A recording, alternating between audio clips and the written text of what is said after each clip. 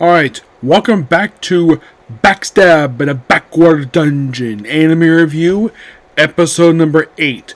We're here reviewing the 8th episode of the series, The White Knights. And oh boy, this episode, if anybody has not seen the series yet, because the way the series is written is the humans are treated like utter garbage in this show, where they're basically treated basically bottom of the barrel, where they treat like nothing. Like, this is probably by far the worst depiction I've ever seen humans, where usually humans be evil, some humans be depicted evil, where they treat people who are not human as, like, below them.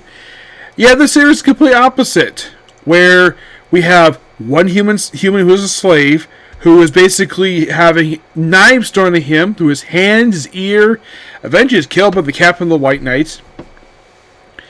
And another slave, where it's implied that this one particular knight is sleeping with her, and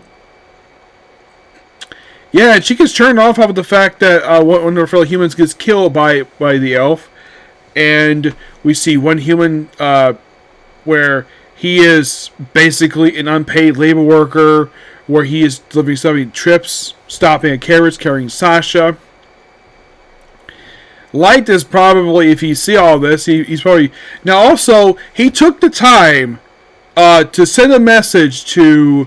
Well, basically, he kind of had where Sasha sees him. She rushes down an alleyway, and you would think that, oh, maybe he's there to confront her or do something with her. Nope. He just leaves her a note and says, "Be by the tower, Light." And she's nervous because she had claimed to everybody that she killed this man. But nope, he's still alive.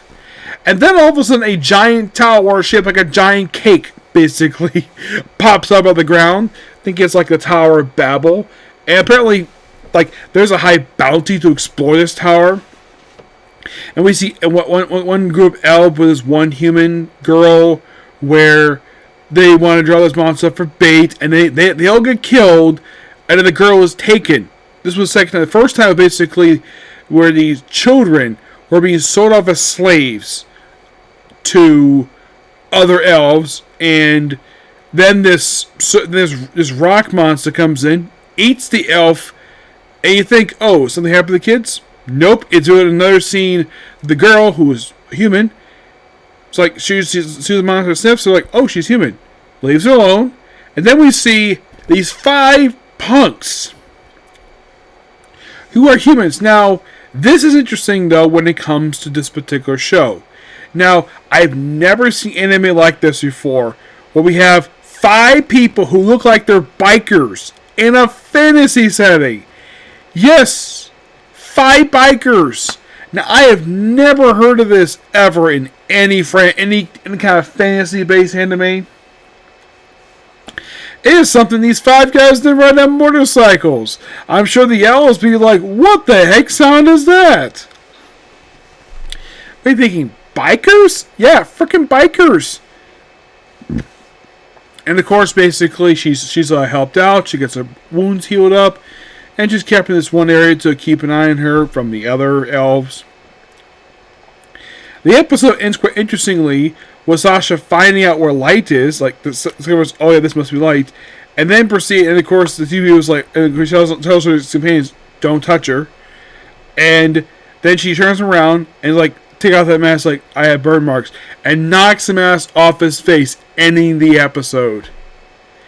And the next episode is called Kicked Off.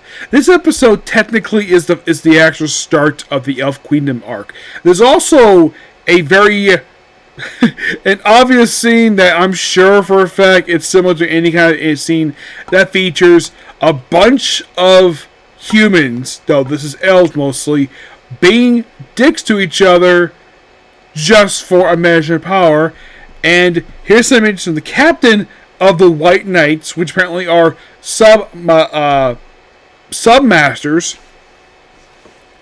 which apparently the reason why they can't exactly have kids with humans, this results in a master being born. like someone very powerful. What exactly this means is not exactly very clear. In the anime, they've not really explained this at all. And they reveal another scene that the queen is actually the captain of the elves, the captain of the captain of the White Knight's mother. Yeah, it's his mom. I'm like, no wonder why she easily agreed with him, because basically she takes his side because it's her son over one of her advisor, over her chancellor, who was mentioned by him that he would do anything to abolish the monarchy because it's in his way. I'm like, wow.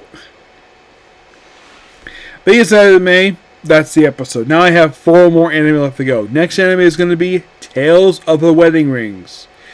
Yep. So yeah, that's particularly it. Took a view. Please be sure to like, comment, subscribe, to notifications. Next up, we have a comic corner, and then comic history, and then it's on to Tales of the Wedding Rings. Okay, next view. Bye.